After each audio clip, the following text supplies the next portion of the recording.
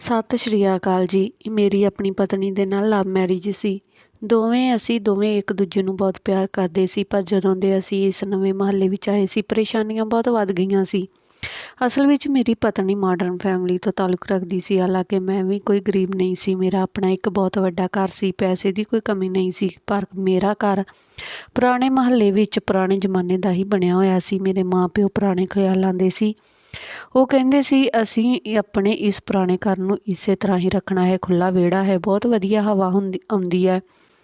ਪੁਰਾਣੇ ਆਂਢ ਗੁਆਂਢ ਵਾਲੇ ਹਨ, ਇਸ ਲਈ ਅਸੀਂ ਇਹ ਘਰ ਨਹੀਂ ਛੱਡਾਂਗੇ ਅਤੇ ਨਾ ਹੀ ਇਸ ਘਰ ਨੂੰ ਨਵੇਂ ਤਰੀਕੇ ਨਾਲ ਬਣਾਵਾਂਗੇ। ਪਹਿਲਾਂ ਤਾਂ ਮੈਨੂੰ ਕੋਈ ਇਤਰਾਜ਼ ਨਹੀਂ ਸੀ, ਪਰ ਜਦੋਂ ਮੇਰਾ ਵਿਆਹ ਰੇਸ਼ਮਾ ਨਾਲ ਹੋਇਆ ਤਾਂ ਉਸਨੇ ਘਰ ਆਉਂਦੇ ਹੀ 100 ਐਬ ਕੱਢਣੇ ਸ਼ੁਰੂ ਕਰ ਦਿੱਤੇ। ਕਹਿਣ ਲੱਗੀ ਕਿ ਮੈਨੂੰ ਇਸ ਤਰ੍ਹਾਂ ਦੇ ਘਰ ਵਿੱਚ ਰਹਿਣ ਦੀ ਆਦਤ ਨਹੀਂ ਹੈ ਅਤੇ ਨਾ ਹੀ ਇਸ ਘਰ ਦਾ ਮੁਹੱਲਾ ਪਸੰਦ ਹੈ। ਜਿਹਨੂੰ ਵੇਖੋ ਮੂੰਹ ਚੁੱਕ ਕੇ ਅੰਦਰ ਆ ਜਾਂਦਾ ਹੈ, ਕੋਈ ਪ੍ਰਾਈਵੇਸੀ ਵੀ ਨਹੀਂ ਹੈ। ਹਾਲਾਂਕਿ ਮੈਂ ਰੇਸ਼ਮਾ ਦੇ ਕਮਰੇ ਵਿੱਚ ਏਸੀ ਵੀ ਤੱਕ ਲਗਵਾ ਦਿੱਤਾ ਸੀ। ਉਸ ਦਾ ਕਮਰਾ ਵੀ ਨਵੇਂ ਤਰੀਕੇ ਨਾਲ ਤਿਆਰ ਕਰਵਾ ਦਿੱਤਾ ਸੀ। ਉਸ ਨੂੰ ਬੜੇ ਮਸਲੇ ਸੀ। ਮੇਰੀ ਰੇਸ਼ਮਾ ਨਾਲ ਲਵ ਮੈਰਿਜ ਸੀ ਅਤੇ ਮੈਂ ਉਸ ਨੂੰ ਬਹੁਤ ਜ਼ਿਆਦਾ ਪਿਆਰ ਕਰਦਾ ਸੀ, ਇਸ ਲਈ ਉਸ ਦੀ ਜ਼ੁਬਾਨ ਤੋਂ ਨਿਕਲਿਆ ਹੋਇਆ ਹਰ ਲਫ਼ਜ਼ ਮੇਰੇ ਲਈ ਆਖਰੀ ਰਿਹਾ ਸੀ।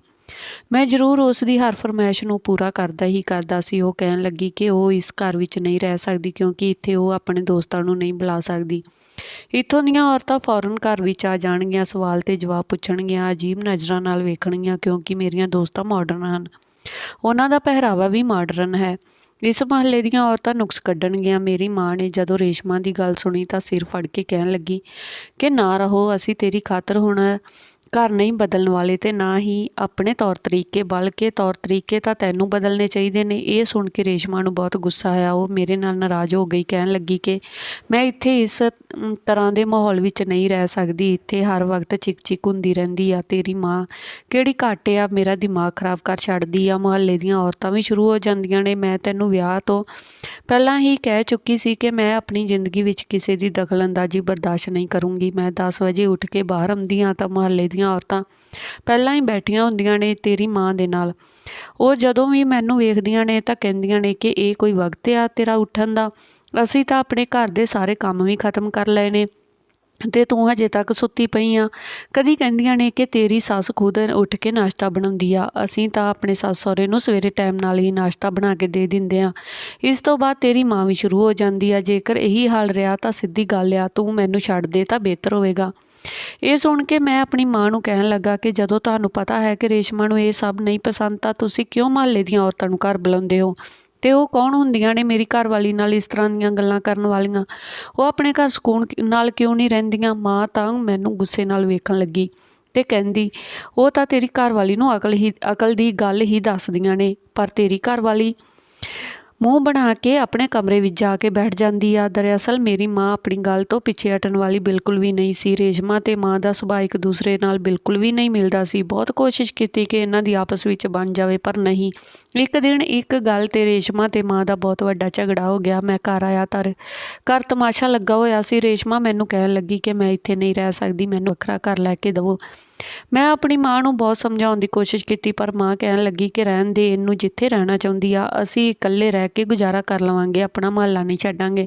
ਉਸ ਵਕਤ ਮੈਂ ਰੇਸ਼ਮਾ ਨੂੰ ਬਿਲਕੁਲ ਵੀ ਨਾਰਾਜ਼ ਨਹੀਂ ਕਰ ਸਕਦਾ ਸੀ, ਇਸ ਲਈ ਮੈਂ ਉਸ ਨੂੰ ਲੈ ਕੇ ਇੱਕ ਨਵੀਂ ਸੁਸਾਇਟੀ ਵਿੱਚ ਛੋਟਾ ਜਿਹਾ ਘਰ ਲੈ ਕੇ ਉੱਥੇ ਲੈ ਆਇਆ, ਜੋ ਕਿ ਡਬਲ ਪੋਰਸ਼ਨ ਦਾ ਘਰ ਸੀ।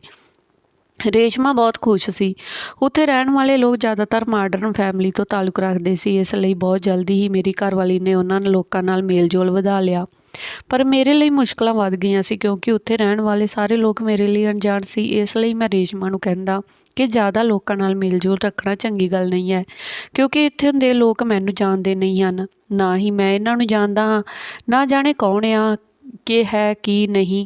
ਪਰ ਰੇਸ਼ਮਾ ਕਿੱਥੇ ਮੇਰੀ ਗੱਲ ਸਮਝਦੀ ਸੀ। ਜਿਸ ਸੁਸਾਇਟੀ ਵਿੱਚ ਮੈਂ ਆਇਆ ਸੀ, ਬਹੁਤ ਸਾਰੇ ਘਰ ਤਾਂ ਬੰਗਲਿਆਂ ਵਰਗੇ ਬਣੇ ਹੋਏ ਸੀ, ਪਰ ਉੱਥੇ ਕੁਝ ਮੀਡੀਅਮ ਘਰ ਵੀ ਸੀ। ਇਹਨਾਂ ਵਿੱਚੋਂ ਹੀ ਇੱਕ ਘਰ ਰਾਸ਼ੀ ਦਾ ਵੀ ਸੀ, ਜੋ ਕਿ ਸਾਡੇ ਘਰ ਦੇ ਬਰਾਬਰ ਹੀ ਬਣਿਆ ਹੋਇਆ ਸੀ। ਉਹ ਔਰਤ ਵੈਸੇ ਤਾਂ ਪਰਦਾ ਕਰਕੇ ਰੱਖਦੀ ਸੀ, ਪਰ ਜਦੋਂ ਵੀ ਮੈਂ ਘਰ ਹੁੰਦਾ ਤਾਂ ਮੈਨੂੰ ਉਹ ਮੇਰੇ ਘਰ ਹੀ ਦਿਖਾਈ ਦਿੰਦੀ ਅਤੇ ਰੇਸ਼ਮਾ ਨੂੰ ਵੀ ਉਸ ਔਰਤ ਨਾਲ ਹੀ ਗੱਲਾਂ ਕਰਦੇ ਹੋਏ ਵੇਖਦਾ। ਨਾ ਰੇਸ਼ਮਾ ਨੂੰ ਮੇਰੇ ਖਾਣ ਪੀਣ ਦੀ ਪਰਵਾਹ ਹੁੰਦੀ ਸੀ ਤੇ ਨਾ ਹੀ ਇਸ ਗੱਲ ਦਾ ਫਿਕਰ ਕਿ ਮੈਂ ਥੱਕਿਆ ਹਾਰਿਆ ਘਰ ਆਇਆ ਹਾਂ। ਉਹਨੂੰ ਤਾਂ ਬਸ ਆਪਣੀ ਗੁਆਂਢਣ ਨਾਲ ਗੱਲਾਂ ਹੀ ਕਰਨੀਆਂ ਹੁੰਦੀਆਂ ਸੀ। ਕੁਝ ਦਿਨ ਤਾਂ ਮੈਂ ਇਹ ਸਾਰਾ ਤਮਾਸ਼ਾ ਵੇਖਦਾ ਰਿਹਾ, ਪਰ ਬਾਅਦ ਵਿੱਚ ਮੈਂ ਰੇਸ਼ਮਾ ਨੂੰ ਸਾਫ਼ ਕਹਿ ਦਿੱਤਾ ਕਿ ਤੈਨੂੰ ਮੇਰੇ ਪੁਰਾਣੇ ਮੁਹੱਲੇ ਵਿੱਚ ਬੜੀ ਪ੍ਰੋਬਲਮ ਹੁੰਦੀ ਸੀ ਕਿ ਔਰਤਾਂ ਘਰ ਆਉਂਦੀਆਂ ਨੇ, ਪਰ ਤੂੰ ਤਾਂ ਖੁਦ ਹੁਣ ਉਹੀ ਕੁਝ ਕਰਨ ਲੱਗੀ ਆ। ਮੈਨੂੰ ਇਹ ਸਾਰਾ ਕੁਝ ਪਸੰਦ ਨਹੀਂ। ਇਸ ਤੋਂ ਬਿਹਤਰ ਇਹੀ ਹੋਵੇਗਾ ਕਿ ਜਦੋਂ ਮੈਂ ਘਰ ਆ ਜਾਵਾਂ ਤਾਂ ਮੈਨੂੰ ਕੋਈ ਵੀ ਗੁਆਂਢਣ ਇੱਥੇ ਨਜ਼ਰ ਨਾ ਆਵੇ। ਇਹ ਸੁਣ ਕੇ ਰੇਸ਼ਮਾ ਦਾ ਮੂਡ ਖਰਾਬ ਹੋ ਗਿਆ, ਪਰ ਉਸਨੇ ਮੇਰੀ ਗੱਲ ਮੰਨ ਲਈ ਕਿਉਂਕਿ ਮੈਨੂੰ ਰਾਸ਼ੀ ਸ਼ੁਰੂ ਤੋਂ ਹੀ ਕੁਝ ਖਾਸ ਪਸੰਦ ਨਹੀਂ ਸੀ। ਵੈਸੇ ਤਾਂ ਦਿਖਾਵੇ ਦੇ ਲਈ ਉਹ ਪਰਦਾ ਕਰਦੀ ਸੀ, ਪਰ ਮੈਨੂੰ ਉਸ ਵਿੱਚ ਕੋਈ ਖਾਸ ਦਿਲਚਸਪੀ ਨਹੀਂ ਸੀ ਤੇ ਨਾ ਹੀ ਮੈਂ ਕਦੇ ਉਸ ਨੂੰ ਵੇਖਣ ਦੀ ਕੋਸ਼ਿਸ਼ ਕੀਤੀ ਤੇ ਨਾ ਹੀ ਕਦੀ ਉਸ ਨੂੰ ਵੇਖਿਆ ਸੀ। ਮੈਂ ਤਾਂ ਉਸ ਦੀਆਂ ਨਜ਼ਰਾਂ ਤੋਂ ਹੀ ਬਹੁਤ ਪਰੇਸ਼ਾਨ ਹੁੰਦਾ ਸੀ ਕਿਉਂਕਿ ਉਹ ਮੇਰੇ ਘਰ ਦੀ ਇੱਕ ਇੱਕ ਚੀਜ਼ ਨੂੰ ਬੜੇ ਧਿਆਨ ਨਾਲ ਵੇਖਦੀ ਤੇ ਠੰਡੇ ਹੋ ਕੇ ਭਰਦੀ ਸੀ।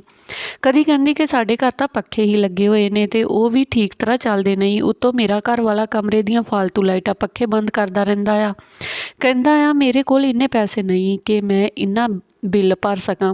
ਰੇਸ਼ਮਾ ਤੂੰ ਤਾਂ ਬੜੀ ਖੁਸ਼ ਨਸੀਬ ਆ। ਰੇਸ਼ਮਾ ਇਸ ਗੱਲ 'ਤੇ ਇਤਰਾਉਣ ਲੱਗਦੀ।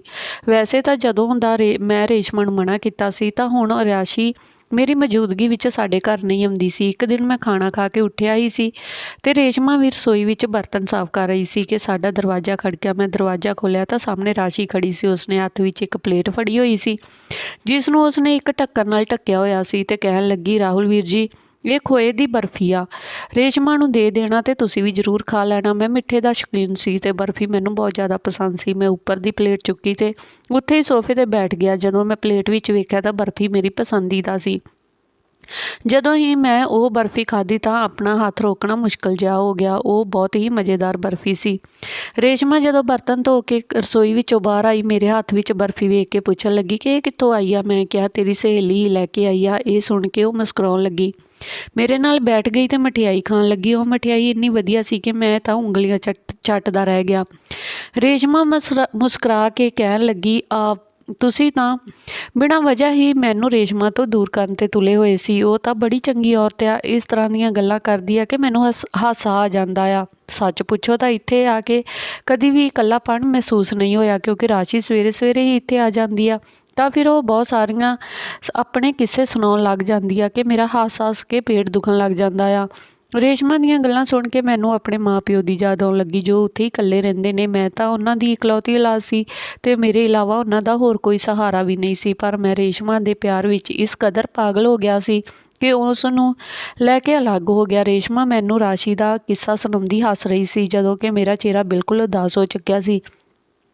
ਮੇਰੇ ਹੱਥ ਵਿੱਚ ਜੋ ਬਰਫੀ ਦਾ ਬਚਿਆ ਹੋਇਆ ਟੁਕੜਾ ਸੀ ਉਹ ਮੈਂ ਵਾਪਸ ਪਲੇਟ ਵਿੱਚ ਰੱਖ ਦਿੱਤਾ। ਰੇਸ਼ਮਾ ਨੇ ਨੋਟ ਕਰ ਲਿਆ ਕਿ ਮੇਰਾ ਮੂਡ ਖਰਾਬ ਹੋ ਚੁੱਕਿਆ ਹੈ। ਕਹਿਣ ਲੱਗੀ ਕਿ ਕੀ ਹੋਇਆ, ਤੁਸੀਂ ਅਚਾਨਕ ਇੰਨੇ ਸੀਰੀਅਸ ਕਿਉਂ ਹੋ ਗਏ। ਪਰ ਮੇਰਾ ਦਿਮਾਗ ਖਰਾਬ ਹੋ ਚੁੱਕਿਆ ਸੀ। ਮੈਂ ਕਹਿਣ ਲੱਗਾ ਕਿ ਇੱਥੇ ਤਾਂ ਤੂੰ ਬੜੇ ਰਿਸ਼ਤੇ ਬਣਾ ਲਏ ਨੇ, ਸਾਰਿਆਂ ਨਾਲ ਖੁਸ਼ ਰਹਿੰਦੀਆਂ, ਗੱਲਾਂ ਕਰਦੀਆਂ, ਜੇ ਤੈਨੂੰ ਕੋਈ ਤਾਨਾ ਵੀ ਮਾਰ ਦਵੇ ਤਾਂ ਤੂੰ ਬੜੀ ਚੰਗੀ ਤਰੀਕੇ ਨਾਲ ਹੈਂਡਲ ਕਰ ਲੈਂਦੀ ਆ, ਪਰ ਉੱਥੇ ਮੇਰੇ ਮਾਂ-ਬਾਪ ਕੋਈ ਗੱਲ ਕਰ ਦਿੰਦੇ ਸੀ ਤਾਂ ਤੂੰ ਗੁੱਸਾ ਕਰਦੀ ਸੀ। ਇੱਥੋਂ ਤੱਕ ਕਿ ਮੇਰੀ ਮਾਂ ਨਾਲ ਵੀ ਬਦਤਮੀਜ਼ੀ ਕਰਦੀ ਸੀ ਤੇ ਮੈਂ ਠਹਿਰਿਆ ਪਾਗਲ ਬੇਵਕੂਫ ਇਸ ਕਦਰ ਅੱਖਾਂ ਬੰਦ ਕਰ ਚੁੱਕਿਆ ਸੀ ਕਿ ਤੇਰੀ ਗੱਲ 'ਤੇ ਯਕੀਨ ਕਰਦਾ ਰਿਹਾ।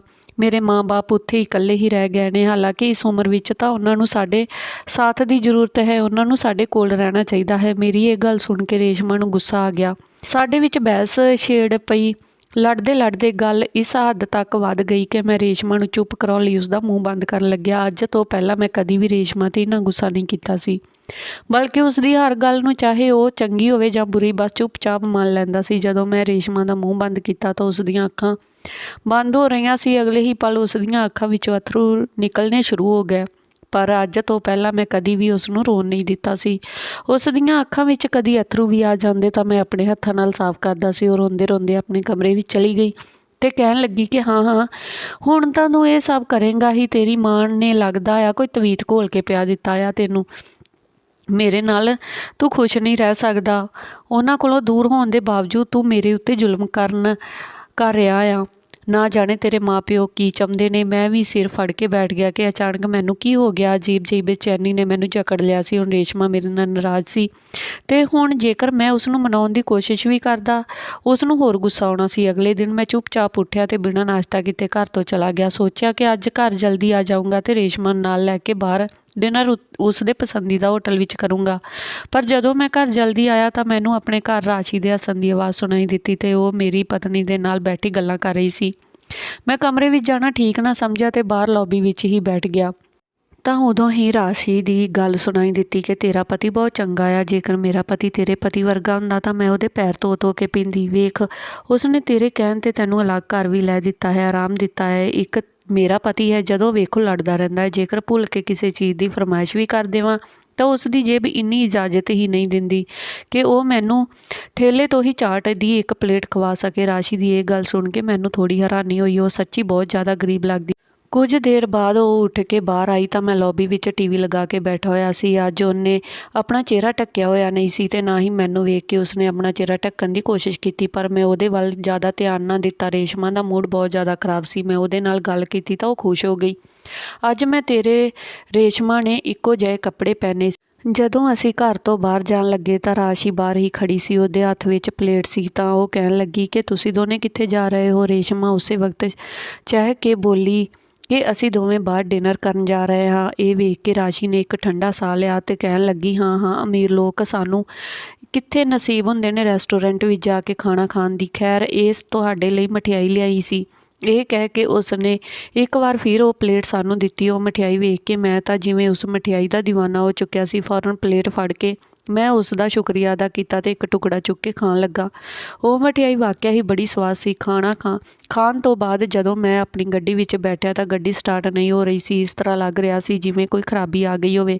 ਅੱਧੇ ਘੰਟੇ ਦੀ ਕੋਸ਼ਿਸ਼ ਤੋਂ ਬਾਅਦ ਵੀ ਉਹ ਸਟਾਰਟ ਨਹੀਂ ਹੋ ਰਹੀ ਸੀ ਤੇ ਮੈਨੂੰ ਕੋਈ ਵੀ ਖਰਾਬੀ ਵੀ ਨਹੀਂ ਲੱਭ ਰਹੀ ਸੀ। ਫਿਰ ਨਾ ਜਾਣੇ ਮਸਲਾ ਕੀ ਸੀ। ਆਖਿਰ ਰੇਸ਼ਮਾ ਦਾ ਮੂਡ ਖਰਾਬ ਹੋ ਗਿਆ। ਉਹ ਗੱਡੀ ਤੋਂ ਉਤਰੀ ਤੇ ਆਪਣੀ ਜੁੱਤੀ ਨਾਲ ਗੱਡੀ ਨੂੰ ਮਾਰਨ ਲੱਗੀ ਤੇ ਕਹਿਣ ਲੱਗੀ, ਇਹ ਕਬਾੜ ਗੱਡੀ ਆਖਿਰ ਤੂੰ ਵੇਚ ਕਿਉਂ ਨਹੀਂ ਦਿੰਦਾ। ਮੇਰਾ ਸਾਰਾ ਮੂਡ ਖਰਾਬ ਕਰ ਦਿੱਤਾ। ਕੀ ਸੋਚ ਕੇ ਰੱਖਿਆ ਸੀ, ਪਰ ਨਹੀਂ। ਉਸ ਨੂੰ ਬਹੁਤ ਗੁੱਸਾ ਆ ਰਿਹਾ ਸੀ ਤੇ ਉਹ ਗੱਡੀ ਦੇ ਸ਼ੀਸ਼ੇ 'ਤੇ ਆਪਣਾ ਪਰਸ ਮਾਰ ਕੇ ਉਸ ਦੇ ਸਕ੍ਰੈਚ ਪਾਉਣ ਲੱਗੀ। ਇਹ ਵੇਖ ਕੇ ਮੈਨੂੰ ਵੀ ਗੁੱਸਾ ਆ ਗਿਆ। ਮੈਂ ਉੱਥੇ ਹੀ ਗਲੀ ਵਿੱਚ ਉਸ ਦਾ ਹੱਥ ਫੜ ਕੇ ਜ਼ੋਰ ਦੀ ਝਟਕਾ ਮਾਰ ਕੇ ਬੋਲਿਆ ਕਿ ਆਖਿਰ ਤੇਰਾ ਮਸਲਾ ਕੀ ਆ, ਪਾਗਲ ਕਿਉਂ ਹੋ ਜਾਂਦੀ ਆ। ਜੇਕਰ ਇਹ ਖਰਾਬ ਹੋ ਗਈ ਤਾਂ ਮੇਰਾ ਕੀ ਕਸੂਰ ਹੈ, ਇਹ ਮਸ਼ੀਨਰੀ ਹੈ। ਅਸੀਂ ਦੋਨਾਂ ਨੇ ਗਲੀ ਵਿੱਚ ਹੀ ਲੜਨਾ ਸ਼ੁਰੂ ਕਰ ਦਿੱਤਾ। ਸਾਡੀ ਆਵਾਜ਼ ਸੁਣ ਕੇ ਰਾਸ਼ੀ ਵੀ ਕੰਧ ਉੱਪਰੋਂ ਦੀ ਝਾਕਣ ਲੱਗੀ, ਪਰ ਬੋਲੀ ਕੁਝ ਨਹੀਂ। ਰੇਸ਼ਮਾ ਰੌਲਾ ਪਾਉਂਦੀ ਵਾਪਸ ਘਰ ਚਲੀ ਗਈ। ਮੈਂ ਵੀ ਆਪਣੀ ਗੱਡੀ ਨੂੰ ਵੇਖਦਾ ਰਹਿ ਗਿਆ ਕਿ ਆਖਿਰ ਇਸ ਨੂੰ ਕੀ ਹੋ ਗਿਆ। ਜਦੋਂ ਅਗਲੇ ਦਿਨ ਮਕੈਨਿਕ ਕੋਲ ਲੈ ਕੇ ਗਿਆ ਤਾਂ ਗੱਡੀ ਉਸੇ ਵਕਤ ਸਟਾਰਟ ਹੋ ਗਈ। ਮੈਨੂੰ ਤਾਂ ਹੈਰਾਨੀ ਹੋ ਰਹੀ ਸੀ ਤੇ ਗੁੱਸਾ ਵੀ ਆ ਰਿਹਾ ਸੀ ਕਿ ਅਚਾਨਕ ਇਸ ਨੂੰ ਪਤਾ ਨਹੀਂ ਕੀ ਹੋ ਜਾਂਦਾ ਆ। ਇੱਕ ਦਿਨ ਮੇਰੇ ਬੌਸ ਨੇ ਮੇਰੇ ਉੱਤੇ ਬਹੁਤ ਗੁੱਸਾ ਕੀਤਾ। ਉਹ ਇੰਨਾ ਗੁੱਸੇ ਵਿੱਚ ਸੀ ਕਿ ਮੈਨੂੰ ਆਫਿਸ ਤੋਂ ਵਾਪਸ ਜਾਣ ਲਈ ਕਹਿ ਰਿਹਾ ਸੀ। ਕਹਿਣ ਲੱਗਾ ਕਿ ਇਹ ਆਖਰੀ ਵਾਰਨਿੰਗ ਹੈ, ਜੇਕਰ ਤੇਰਾ ਇਹੀ ਕੰਮ ਚੱਲਦਾ ਰਿਹਾ ਤਾਂ ਤੈਨੂੰ ਮੈਂ ਜੌਬ ਤੋਂ ਕੱਢ ਦੂੰਗਾ। ਉਸੇ ਪਰੇਸ਼ਾਨੀ ਵਿੱਚ ਮੈਂ ਘਰ ਆ ਗਿਆ। ਸੁਸਾਇਟੀ ਦੀ ਕਈ ਔਰਤਾਂ ਘਰ ਬੈਠੀਆਂ ਹੋਈਆਂ ਸੀ। ਮੇਰੀ ਪਤਨੀ ਉਹਨਾਂ ਨੂੰ ਮਹਿੰਗੇ ਗਿਫਟ ਦਿਖਾ ਰਹੀ ਸੀ ਜੋ ਕੁਝ ਦਿਨ ਪਹਿਲਾਂ ਹੀ ਉਸਦੇ ਪੇਕਿਆਂ ਤੋਂ ਉਸਦਾ ਚਾਚਾ ਤੇ ਕੁਝ ਹੋਰ ਰਿਸ਼ਤੇਦਾਰ ਲੈ ਕੇ ਆਏ ਸੀ। ਸਾਰੀਆਂ ਔਰਤਾਂ ਉਸਦਾ ਸਮਾਨ ਵੇਖ ਕੇ ਹੈਰਾਨ ਹੋ ਰਹੀਆਂ ਸੀ ਤੇ ਖੁਸ਼ ਵੀ ਹੋ ਰਹੀਆਂ ਸੀ, ਜਦੋਂ ਕਿ ਸਿਰਫ ਰਾਸ਼ੀ ਦੇ ਚਿਹਰੇ 'ਤੇ ਇੱਕ ਅਜੀਬ ਜਿਹੀ ਪਰੇਸ਼ਾਨੀ ਸੀ। ਉਸਨੂੰ ਜਲਨ ਕਹਿ ਸਕਦੇ ਹਾਂ। ਮੈਨੂੰ ਰੇਸ਼ਮਾ ਦੀ ਆਦਤ ਬੜੀ ਬੁਰੀ ਲੱਗਦੀ ਸੀ, ਦੂਸਰਿਆਂ ਦੇ ਸਾਹਮਣੇ ਆਪਣਾ ਆਪ ਵਧਾ ਚੜਾ ਕੇ ਦਿਖਾਉਣਾ। ਜੇਕਰ ਪ੍ਰਮਾਤਮਾ ਨੇ ਦਿੱਤਾ ਹੈ ਤਾਂ ਇਸ ਉੱਤੇ ਪ੍ਰਮਾਤਮਾ ਦਾ ਸ਼ੁਕਰੀਆ ਅਦਾ ਕਰਨਾ ਚਾਹੀਦਾ ਹੈ, ਨਾ ਕਿ ਦੂਸਰਿਆਂ ਨੂੰ ਦਿਖਾ ਕੇ ਉਹਨਾਂ ਨੂੰ ਜਲਾਉਣਾ ਚਾਹੀਦਾ ਹੈ। ਜਦੋਂ ਹੀ ਮੁਹੱਲੇ ਦੀਆਂ ਔਰਤਾਂ ਗਈਆਂ ਤਾਂ ਇੱਕ ਵਾਰ ਫਿਰ ਮੇਰੀ ਰੇਸ਼ਮਾ ਨਾਲ ਬਹਿਸ ਹੋਣ ਲੱਗੀ। ਇੱਕ ਤਾਂ ਵੈਸੇ ਹੀ ਬੌਸ ਦੀ ਵਜ੍ਹਾ ਨਾਲ ਮੈਂ ਥੋੜ੍ਹਾ ਪਰੇਸ਼ਾਨ ਸੀ, ਉੱਪਰ ਤੋਂ ਰੇਸ਼ਮਾ ਦੀਆਂ ਇਹ ਆਦਤਾਂ। ਤਾਂ ਮੈਨੂੰ ਗੁੱਸਾ ਆ ਗਿਆ। ਮੈਂ ਕਹਿਣ ਲੱਗਾ ਕਿ ਕਿਉਂ ਤੂੰ ਦੂਸਰਿਆਂ ਦੇ ਸਾਹਮਣੇ ਆਪਣੇ ਸਮਾਨ ਦੀ ਨੁਮਾਇਸ਼ ਕਰਦੀ ਰਹਿੰਦੀ ਆ। ਇਹ ਚੰਗੀ ਗੱਲ ਨਹੀਂ, ਇਹ ਇੱਕ ਬੁਰੀ ਆਦਤ ਆ। ਪਰ ਇੱਕ ਵਾਰ ਫਿਰ ਰੇਸ਼ਮਾ ਗੁੱਸੇ ਨਾਲ ਬੋਲਣ ਲੱਗ ਪਈ ਸੀ। ਕਿੰਨੀ ਦੇਰ ਸਾਡੀ ਲੜਾਈ ਹੁੰਦੀ ਰਹੀ ਤੇ ਲੜਦੇ ਲੜਦੇ ਅਸੀਂ ਇਹ ਵੀ ਭੁੱਲ ਗਏ ਕਿ ਰਾਸ਼ੀ ਸਾਡੀ ਗੈਲਰੀ ਵਿੱਚ ਖੜੀ ਮੁਸਕਰਾ ਰਹੀ ਸੀ। ਜਿਵੇਂ ਹੀ ਮੇਰੀ ਨਜ਼ਰ ਰਾਸ਼ੀ 'ਤੇ ਪਈ ਤਾਂ ਮੈਂ ਉਸੇ ਟਾਈਮ ਚੁੱਪ ਹੋ ਗਿਆ। ਇੱਕ ਵਾਰ ਫਿਰ ਉਸਦੇ ਹੱਥ ਵਿੱਚ ਬਰਫੀ ਸੀ ਤੇ ਪਹਿਲੀ ਵਾਰ ਮੇਰਾ ਗੁੱਸੇ ਵਿੱਚ ਦਿਮਾਗ ਚੱਲਿਆ ਕਿ ਇਹ ਇੰਨੀ ਗਰੀਬ ਹਰ ਵਕਤ ਪੈਸਿਆਂ ਦੇ ਲਈ ਰੋਂਦੀ ਰਹਿੰਦੀ ਹੈ। ਭਲਾ ਰੋਜ਼ ਇੰਨੀ ਮਹਿੰਗੀ ਮਠਿਆਈ ਕਿੱਥੋਂ ਲੈ ਆ ਸਕਦੀ ਆ। ਆਖਿਰ ਇਹਦੇ ਕੋਲ ਇੰਨੇ ਪੈਸੇ ਆਉਂਦੇ ਕਿੱਥੋਂ ਆ ਜੋ ਹਰ ਰੋਜ਼ ਖੋਏ ਦੀ ਬਰਫੀ ਲੈ ਕੇ ਆਉਂਦੀ ਆ, ਫਿਰ ਸਾਨੂੰ ਵੀ ਦੇ ਕੇ ਜਾਂਦੀ ਆ। ਉਸਨੇ ਪਲੇਟ ਉੱਥੇ ਹੀ ਰੱਖੀ ਤੇ ਚੁੱਪਚਾਪ ਉੱਥੋਂ ਚਲੀ ਗਈ। ਉਹ ਜਾਣਦੀ ਸੀ ਕਿ ਸਾਡੇ ਘਰ ਵਿੱਚ ਲੜਾਈ ਹੋ ਰਹੀ ਆ, ਪਰ ਹਾਂ ਜਾਂਦੇ ਜਾਂਦੇ ਉਸਨੇ ਪਲਟ ਕੇ ਇੱਕ ਵਾਰ ਮੈਨੂੰ ਜ਼ਰੂਰ ਵੇਖਿਆ ਸੀ। ਜਿਸ ਤਰ੍ਹਾਂ ਉਸਨੇ ਵੇਖਿਆ ਸੀ ਮੈਨੂੰ ਸੋਚਣ 'ਤੇ ਮਜਬੂਰ ਕਰ ਦਿੱਤਾ ਸੀ। ਮੇਰਾ ਦਿਮਾਗ ਗੁੱਸੇ ਵਿੱਚ ਕੰਮ ਕਰਨ ਲੱਗਾ। ਜਦੋਂ ਤੋਂ ਉਹ ਸਾਨੂੰ ਬਰਫੀ ਦੇ ਕੇ ਜਾ ਰਹੀ ਆ, ਉਦੋਂ ਤੋਂ ਹੀ ਜਿਵੇਂ ਸਾਡੇ ਘਰੋਂ ਸਕੂਨ ਖਤਮ ਹੋ ਗਿਆ ਹੋਵੇ। ਇੱਕ ਤਾਂ ਉਹ ਇੰਨੀ ਗਰੀਬ ਸੀ, ਤਾਂ ਫਿਰ ਉਹ ਝੂਠ ਬੋਲ ਰਹੀ ਸੀ, ਕਿਉਂਕਿ ਅਕਸਰ ਮੈਂ ਖੁਦ ਉਸਦੇ ਘਰ ਤੋਂ ਸ਼ੋਰ ਸ਼ਰਾਬੇ ਤੇ ਲੜਾਈ ਦੀਆਂ ਆਵਾਜ਼ਾਂ ਸੁਣਦਾ ਸੀ। ਉਹ ਅਕਸਰ ਆਪਣੇ ਪਤੀ ਨਾਲ ਇਸ ਗੱਲ ਤੋਂ ਲੜ ਰਹੀ ਹੁੰਦੀ ਸੀ ਕਿ ਮੈਨੂੰ ਉਹ ਚੀਜ਼ ਚਾਹੀਦੀ ਆ, ਮੈਨੂੰ ਆਹ ਚਾਹੀਦਾ ਆ, ਤੂੰ ਲਿਆ ਕੇ ਨਹੀਂ ਦਿੰਦਾ। ਕਈ ਵਾਰ ਤਾਂ ਉਸ ਦਾ ਪਤੀ ਉਸ ਨੂੰ ਡੰਡਾ ਲੈ ਕੇ ਕੁੱਟਣਾ ਵੀ ਸ਼ੁਰੂ ਕਰ ਦਿੰਦਾ ਸੀ ਤੇ ਕਹਿੰਦਾ ਸੀ ਕਿ 5 ਉਂਗਲਾਂ ਇੱਕੋ ਜਿਹੀਆਂ ਨਹੀਂ ਹੁੰਦੀਆਂ, ਜੋ ਤੇਰੇ ਕੋਲ ਆ ਉਸ ਦਾ ਸ਼ੁਕਰ ਅਦਾ ਕਰ। ਮੇਰਾ ਦਿਮਾਗ ਘੁੰਮ ਰਿਹਾ ਸੀ। ਉਹ ਬਰਫੀ ਜਦੋਂ ਮੇਰੀ ਪਤਨੀ ਖਾਣ ਲੱਗੀ ਤਾਂ ਮੈਂ ਫੌਰਨ ਉਸ ਦਾ ਹੱਥ ਰੋਕ ਦਿੱਤਾ। ਮੈਂ ਕਿਹਾ ਕਿ ਹਰਗਿਜ਼ ਨਹੀਂ, ਆਪਾਂ ਅੱਜ ਤੱਕ ਆਪਸ ਵਿੱਚ ਇੰਨਾ ਕਦੀ ਵੀ ਨਹੀਂ ਲੜੇ ਜਿੰਨਾ ਹੁਣ ਕੁਝ ਦਿਨ ਤੋਂ ਲੜ ਰਹੇ ਹਾਂ। ਜਦੋਂ ਤੋਂ ਸਾਡੇ ਘਰ ਇਹ ਬਰਫੀ ਆ ਰਹੀ ਆ ਉਦੋਂ ਤੋਂ ਹੀ ਲੜਾਈਆਂ ਜ਼ਿਆਦਾ ਵੱਧ ਗਈਆਂ ਨੇ। ਤੇ ਕਿਤੇ ਰਾਸ਼ੀ ਇਸ ਵਿੱਚ ਕੁਝ ਮਿਲਾਉਂਦੀ ਤਾਂ ਨਹੀਂ ਆ। ਇਹ ਸੁਣ ਕੇ ਤਾਂ ਰੇਸ਼ਮਾ ਵੀ ਇੱਕ ਪਲ ਲਈ ਹੈਰਾਨ ਹੋ ਗਈ ਤੇ ਮੇਰੇ ਵੱਲ ਵੇਖਣ ਲੱਗ ਪਈ। ਫਿਰ ਫੌਰਨ ਸਿਰ ਫੜ ਕੇ ਕਹਿਣ ਲੱਗੀ ਕਿ ਨਹੀਂ ਨਹੀਂ, ਇਸ ਤਰ੍ਹਾਂ ਬਿਲਕੁਲ ਨਹੀਂ ਹੋ ਸਕਦਾ। ਉਹ ਭਲਾ ਇਸ ਤਰ੍ਹਾਂ ਕਿਉਂ ਕਰੇਗੀ? ਉਹ ਤਾਂ ਮੇਰੇ ਘਰ ਦੀ, ਮੇਰੀ ਹਰ ਚੀਜ਼ ਦੀ ਬੜੀ ਤਾਰੀਫ ਕਰਦੀ ਆ, ਫਿਰ ਤੇਰੀਆਂ ਵੀ ਬਹੁਤ ਤਾਰੀਫਾਂ ਕਰਦੀ ਆ। ਭਲਾ ਉਹ ਇਸ ਤਰ੍ਹਾਂ ਕਿਉਂ ਕਰੇਗੀ? ਮੈਂ ਰੇਸ਼ਮਾ ਦੀ ਬੇਵਕੂਫੀ ਤੇ ਬੜਾ ਹੈਰਾਨ ਹੋ ਰਿਹਾ ਸੀ। ਅੱਜ ਮੈਂ ਉਹ ਬਰਫੀ ਨਹੀਂ ਖਾਧੀ ਬਲਕਿ ਉਹ ਬਰਫੀ ਕਚਰੇ ਵਿੱਚ ਸੁੱਟ ਦਿੱਤੀ। ਇਸ ਤਰ੍ਹਾਂ ਲੱਗ ਰਿਹਾ ਸੀ ਕਿ ਜਿਵੇਂ ਮੇਰੀ ਜ਼ਿੰਦਗੀ ਵਿੱਚ ਖਤਮ ਹੋਇਆ ਸਕੂਨ ਵਾਪਸ ਆ ਗਿਆ ਹੋਵੇ। ਉਹ ਹੌਲੀ ਹੌਲੀ ਸਭ ਕੁਝ ਬਦਲਣ ਲੱਗਾ। ਮੇਰੀ ਨੌਕਰੀ ਵੀ ਛੁੱਟ ਗਈ ਤੇ ਮੈਂ ਆਪਣੀ ਪਤਨੀ ਦੇ ਖਰਚੇ ਪੂਰੇ ਨਹੀਂ ਕਰ ਪਾ ਰਿਹਾ ਸੀ। ਹੁਣ ਮੈਂ ਪਾਈ ਦਾ ਮੁਹਤਾਜ ਹੋ ਚੁੱਕਿਆ ਸੀ ਕਿਉਂਕਿ ਉਸਦੇ ਤੇ ਮੇਰੇ ਖਰਚੇ ਵੱਧ ਚੁੱਕੇ ਸੀ ਤੇ ਹੱਥ ਵਿੱਚ ਕੋਈ ਪੈਸਾ ਵੀ ਨਹੀਂ ਸੀ। ਮੇਰੀ ਪਤਨੀ ਤਾਂ ਜਿਵੇਂ ਬਲੱਡ ਪ੍ਰੈਸ਼ਰ ਦੀ ਮਰੀਜ਼ ਹੋ ਚੁੱਕੀ ਹੋਵੇ, ਕਿਉਂਕਿ ਇੰਨੀ ਤੰਗੀ ਤਾਂ ਉਸਨੇ ਕਦੀ ਵੀ ਨਹੀਂ ਵੇਖੀ ਸੀ। ਕਹਿਣ ਲੱਗੀ ਕਿ ਉਹ ਵੀ ਵਕਤ ਸੀ ਜਦੋਂ ਸਾਡੇ ਕੋਲ ਪੈਸੇ ਦੀ ਕੋਈ ਕਮੀ ਨਹੀਂ ਸੀ, ਕਿਸੇ ਵੀ ਚੀਜ਼ ਦੀ ਕੋਈ ਕਮੀ ਨਹੀਂ ਸੀ। ਹੁਣ ਤਾਂ ਉਲਟਾ ਮੁਹੱਲੇ ਦੀਆਂ ਔਰਤਾਂ ਆਪਣੀਆਂ ਚੀਜ਼ਾਂ ਦਿਖਾ ਕੇ ਮੈਨੂੰ ਤਰਸਾਉਂਦੀਆਂ ਰਹਿੰਦੀਆਂ ਨੇ। ਇਹ ਸੁਣ ਕੇ ਮੈਂ ਇੱਕ ਨਜ਼ਰ ਰੇਸ਼ਮਾ ਤੇ ਪਾਈ ਤੇ ਮੈਂ ਕਹਿਣ ਲੱਗਾ ਕਿ ਵੇਖ ਲਿਆ, ਲੱਗ ਗਈ ਨਾ ਨਜ਼ਰ? ਇਹ ਸਭ ਕੁਝ ਤੇਰੇ ਦਿਖਾਵੇ ਦੀ ਵਜ੍ਹਾ ਨਾਲ ਹੋਇਆ ਆ। ਤੇ ਦੂਸਰਾ, ਸਾਨੂੰ ਦੋਵਾਂ ਨੂੰ ਇਹਨਾਂ ਲੋਕਾਂ ਦੀ ਜਲਣ ਵਾਲੀ ਨਜ਼ਰ ਖਾ ਗਈ। ਤੂੰ ਇੰਨਾ ਉੱਡਦੀ ਫਿਰਦੀ ਸੀ ਨਾ, ਤਾਂ ਹੀ ਸਭ ਦੀਆਂ ਨਜ਼ਰਾਂ ਵਿੱਚ ਆ ਗਈ ਸੀ। ਉਸ ਦੀ ਵਜ੍ਹਾ ਨਾਲ ਵੀ ਅੱਜ ਸਾਡੇ ਨਾਲ ਇਹ ਸਭ ਕੁਝ ਹੋ ਰਿਹਾ ਹੈ। ਹਜੇ ਅਸੀਂ ਦੋਵੇਂ ਗੱਲਾਂ ਹੀ ਕਰ ਰਹੇ ਸੀ ਕਿ ਗਵਾਂਢਣ ਰਾਸ਼ੀ ਦੇ ਘਰੋਂ ਚੀਕਾਂ ਦੀ ਆਵਾਜ਼ ਆਉਣ ਲੱਗੀ। ਉਹ ਚੀਕ ਕੇ ਆਪਣੇ ਘਰ ਵਾਲੇ ਨੂੰ ਬੁਲਾ ਰਹੀ ਸੀ। ਪਤਾ ਨਹੀਂ ਉਸ ਉੱਤੇ ਕੀ ਕਿਆਮਤ ਟੁੱਟ ਗਈ ਸੀ। ਪਹਿਲਾਂ ਤਾਂ ਅਸੀਂ ਉੱਥੇ ਜਾਣਾ ਠੀਕ ਨਹੀਂ ਸਮਝਿਆ, ਪਰ ਹੁਣ ਉਸ ਦੇ ਘਰ ਵਾਲੇ ਦੀ ਮਾਰਨ ਦੀ ਤੇ ਉਸ ਨਾਲ ਝਗੜਾ ਕਰਨ ਦੀ ਬਹੁਤ ਉੱਚੀ ਆਵਾਜ਼ ਆਉਣ ਲੱਗ ਪਈ ਤੇ ਮੇਰੀ ਪਤਨੀ ਕੰਧ ਦੇ ਉੱਪਰ ਦੀ ਵੇਖਣ ਲੱਗ ਪਈ ਕਿ ਰੱਬ ਨਾ ਕਰੇ ਕੋਈ ਐਮਰਜੈਂਸੀ ਹੋਵੇ ਤਾਂ ਅਸੀਂ ਉਹਨਾਂ ਦੇ ਘਰ ਜਾ ਕੇ ਉਹਨਾਂ ਦੀ ਮਦਦ ਕਰ ਸਕੀਏ। ਪਰ ਜੋ ਗੱਲ ਸੁਣਾਈ ਦਿੱਤੀ ਉਹ ਸੁਣ ਕੇ ਤਾਂ ਅਸੀਂ ਦੋਵੇਂ ਸੁੰਨ ਹੋ ਗਏ। ਉਹਦਾ ਘਰ ਵਾਲਾ ਰਾਸ਼ੀ ਨੂੰ ਬੁਰੀ ਤਰ੍ਹਾਂ ਮਾਰ ਰਿਹਾ ਸੀ। ਰੇਸ਼ਮਾ ਕਹਿਣ ਲੱਗੀ ਕਿ ਮੈਂ ਹੁਣੇ ਜਾ ਕੇ ਗੱਲ ਕਰਦੀ ਹਾਂ, ਭਲਾ ਉਹ ਆਪਣੀ ਪਤਨੀ ਤੇ ਜ਼ੁਲਮ ਕਿਵੇਂ ਕਰ ਸਕਦਾ ਆ। ਪਰ ਉੱਥੇ ਹੀ ਵਿਹੜੇ ਵਿੱਚ ਪਈ ਮੰਜੀ ਤੇ ਰੇਸ਼ਮਾ ਦੀ 10 ਸਾਲ ਦੀ ਕੁੜੀ ਤੜਫ ਰਹੀ ਸੀ। ਉਸ ਦੀਆਂ ਅੱਖਾਂ ਪੁੱਠੀਆਂ ਹੋ ਚੁੱਕੀਆਂ ਸੀ। ਉਹ ਇਸ ਤਰ੍ਹਾਂ ਤੜਫ ਰਹੀ ਸੀ ਜਿਵੇਂ ਉਹਨੂੰ ਬਿਜਲੀ ਦੇ ਝਟਕੇ ਲੱਗੇ ਹੋਣ। ਉਦੋਂ ਹੀ ਰਾਸ਼ੀ ਦਾ ਘਰ ਵਾਲਾ ਕਹਿਣ ਲੱਗਾ, ਸਭ ਤੇਰੀ ਵਜ੍ਹਾ ਨਾਲ ਹੋਇਆ ਆ। ਅਗਰ ਤੂੰ ਦੂਸਰਿਆਂ ਦਾ ਘਰ ਖਰਾਬ ਨਾ ਕਰਦੀ ਤਾਂ ਅੱਜ ਸਾਡੀ ਬੇਟੀ ਇਸ ਹਾਲਤ ਵਿੱਚ ਨਾ ਆਉਂਦੀ। ਤੇਰੇ ਵਰਗੀ ਔਰਤ ਨੂੰ ਜਿੰਨਾ ਮਾਰਿਆ ਜਾਵੇ ਓਨਾ ਹੀ ਥੋੜ੍ਹਾ ਆ। ਦੂਸਰਿਆਂ ਦੇ ਲਈ ਗੱਡਾ ਖੋਦਿਆ ਸੀ, ਪਰ ਅੱਜ ਤੇਰੀ ਆਪਣੀ ਬੇਟੀ ਇਸ ਹਾਲ ਵਿੱਚ ਜਾ ਚੁੱਕੀ ਆ। ਹੋਰ ਖਵਾ ਜਾਦੂ ਟੂਣਿਆਂ ਵਾਲੀ ਬਰਫੀ ਗਵਾਂਢੀਆਂ ਨੂੰ। ਤੂੰ ਉਹਨਾਂ ਨੂੰ ਉਹ ਮਠਿਆਈ ਖਵਾਉਣ ਵਾਲੀ ਸੀ ਤਾਂ ਉਹ ਮਠਿਆਈ ਤੇਰੀ ਆਪਣੀ ਬੇਟੀ ਨੇ ਹੀ ਖਾ ਲਈ। ਰਾਸ਼ੀ ਰੋ ਰਹੀ ਸੀ, ਕਹਿਣ ਲੱਗੀ ਕਿ ਜਿੰਨਾ ਮਾਰਨਾ ਮਾਰ ਲਾ, ਪਰ ਮੇਰੀ ਬੇਟੀ ਨੂੰ ਫੌਰਨ ਡਾਕਟਰ ਦੇ ਕੋਲ ਲੈ ਜਾ। ਉਸ ਦਾ ਪਤੀ ਬੱਚੀ ਨੂੰ ਡਾਕਟਰ ਦੇ ਕੋਲ ਲੈ ਗਿਆ, ਪਰ ਉਸ ਨੂੰ ਕੋਈ ਬਿਮਾਰੀ ਨਹੀਂ ਸੀ। ਡਾਕਟਰ ਨੂੰ ਵੀ ਕੁਝ ਸਮਝ ਨਹੀਂ ਆਇਆ। 3-4 ਦਿਨਾਂ ਬਾਅਦ ਉਸਦੀ ਬੇਟੀ ਤੜਫ ਕੇ ਮਰ ਗਈ। ਰਾਸ਼ੀ ਰੋਂਦੇ ਰੋਂਦੇ ਸਾਡੇ ਘਰ ਦੇ ਦਰਵਾਜ਼ੇ ਤੇ ਆ ਗਿਰੀ, ਹੱਥ ਜੋੜ ਕੇ ਮਾਫੀ ਮੰਗਣ ਲੱਗੀ। ਤਾਂ ਜੋ ਰਾਜ ਉਸ ਨੇ ਖੋਲ੍ਹਿਆ ਉਹ ਸੁਣ ਕੇ ਮੈਂ ਤੇ ਰੇਸ਼ਮਾ ਹੈਰਾਨ ਰਹਿ ਗਏ। ਉਹ ਕਹਿਣ ਲੱਗੀ ਕਿ ਮੈਂ ਤੁਹਾਡੇ ਤੋਂ ਜਲਣ ਲੱਗੀ ਸੀ। ਮੈਂ ਚਾਹੁੰਦੀ ਸੀ ਕਿ ਜੋ ਤੁਹਾਡੇ ਕੋਲ ਆ ਉਹ ਸਭ ਮੇਰੇ ਕੋਲ ਹੋਵੇ। ਮੈਂ ਇੱਕ ਚੀਜ਼ ਦੀ ਮਾਲਕ ਬਣ ਜਾਵਾਂ, ਇੱਥੋਂ ਤੱਕ ਕਿ ਮੈਂ ਤੇਰਾ ਪਤੀ ਵੀ ਹਾਸਲ ਕਰਨਾ ਚਾਹੁੰਦੀ ਸੀ। ਇਸ ਲਈ ਮੈਂ ਆਪਣੀ ਸਾਰੀ ਜਮ੍ਹਾਂ ਪੂੰਜੀ ਲਗਾ ਕੇ ਇੱਕ ਪੀਰ ਬਾਬੇ ਕੋਲੋਂ ਮਠਿਆਈ ਤੇ ਜਾਦੂ ਕਰਵਾ ਕੇ ਲਿਆਈ ਸੀ ਜੋ ਤੁਹਾਨੂੰ ਖਿਲਾਉਂਦੀ ਸੀ। ਤੁਹਾਡੇ ਘਰ ਤੋਂ ਲੜਾਈ ਦੀ ਆਵਾਜ਼ ਸੁਣ ਕੇ ਮੈਨੂੰ ਬਹੁਤ ਹੀ ਸਕੂਨ ਮਿਲਦਾ ਸੀ, ਪਰ ਇਹ ਕਦੇ ਜਦੋਂ ਮੈਂ ਮਠਿਆਈ ਜਾਦੂ ਕਰਵਾ ਕੇ ਲਿਆਈ ਕਿ ਤੁਹਾਡਾ ਦੋਵਾਂ ਦਾ ਇੰਨਾ ਜ਼ਿਆਦਾ ਝਗੜਾ ਹੋਵੇ ਕਿ ਤੇਰਾ ਪਤੀ ਤੈਨੂੰ ਤਲਾਕ ਦੇ ਦੇਵੇ, ਤਾਂ ਉਸੇ ਦਿਨ ਹੀ ਉਹ ਮਠਿਆਈ ਮੇਰੀ ਬੱਚੀ ਨੇ ਖਾ ਲਈ। ਫਿਰ ਉਸ ਦਾ ਅਸਰ ਮੇਰੀ ਬੱਚੀ ਤੇ ਹੋ ਗਿਆ। ਉਹ ਹੁਣ ਮਰ ਚੁੱਕੀ ਆ। ਇਹ ਸੁਣ ਕੇ ਤਾਂ ਜਿਵੇਂ ਮੇਰੀ ਬੋਲਤੀ ਹੀ ਬੰਦ ਹੋ ਚੁੱਕੀ ਸੀ। ਉੱਥੇ ਹੀ ਉਸ ਦਾ ਪਤੀ ਵੀ ਸਿਰ ਝੁਕਾ ਕੇ ਖੜਾ ਸੀ। ਉਹ ਵੀ ਮਾਫੀ ਮੰਗਣ ਲੱਗਾ। ਰੇਸ਼ਮਾ ਨੇ ਕੰਨਾਂ ਨੂੰ ਹੱਥ ਲਗਾ ਲਏ। ਉਹ ਬਹੁਤ ਜ਼ਿਆਦਾ ਡਰ ਗਈ ਸੀ ਤੇ ਕਹਿਣ ਲੱਗੀ ਕਿ ਮੈਨੂੰ ਇੱਥੇ ਨਹੀਂ ਰਹਿਣਾ, ਸਾਨੂੰ ਆਪਣੇ ਪਹਿਲੇ ਮੁਹੱਲੇ ਵਿੱਚ ਹੀ ਜਾਣਾ ਚਾਹੀਦਾ ਹੈ।